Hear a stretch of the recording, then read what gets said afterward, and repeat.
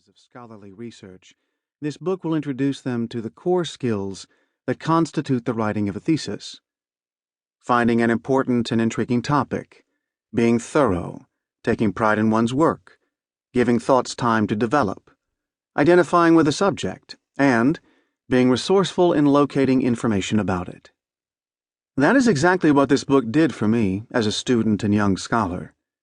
How to Write a Thesis was first published just as I was beginning to think about writing my own thesis, and it was from the Italian edition of this book, titled Come si fa una tesi di laurea, that I learned how to choose a topic, how to look for sources and prepare a bibliography, how to use my library's research systems, how to organize and prioritize information, and finally how to write a captivating and professional dissertation.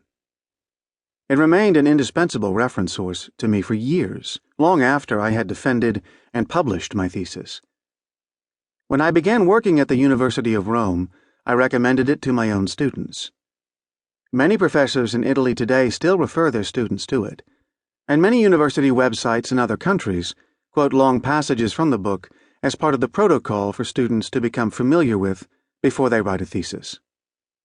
And yet, when I moved to the United States in 1993, I was not sure whether it made sense to bring How to Write a Thesis with me.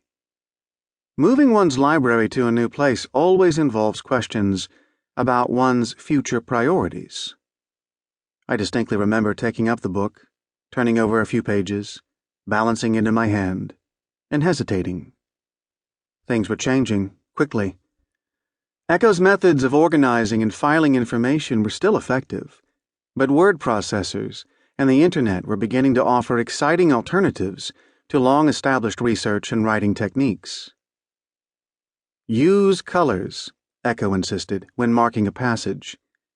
Use abbreviations to emphasize the relevance of information.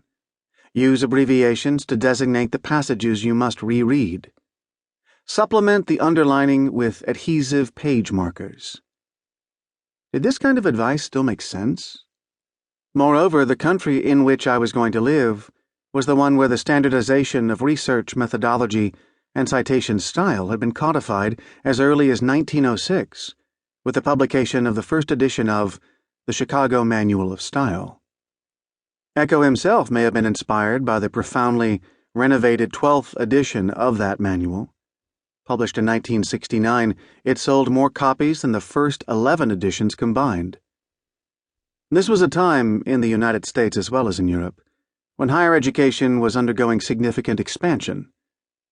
How to Write a Thesis sanctioned an extensive diffusion of the humanities into society.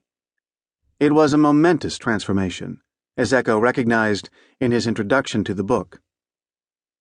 Today, the Italian university is a university for the masses.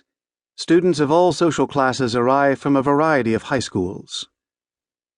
An unprecedented number of young people were enrolling in universities to pursue the study of literature, history, and philosophy, often lacking and failing to acquire the cultural background necessary for careers as teachers, professors, editors, and journalists. Eco was aware of this predicament. As a university professor, he knew that the majority of students in Italian universities seldom attended classes, that very few of them would continue to write and do research, and that the degree they eventually earned would not necessarily improve their social conditions. It would have been easy to call for the system to be reformed so as not to require a thesis from students ill-equipped to write one, and for whom the benefit of spending several months working on a thesis might be difficult to justify in cold economic terms.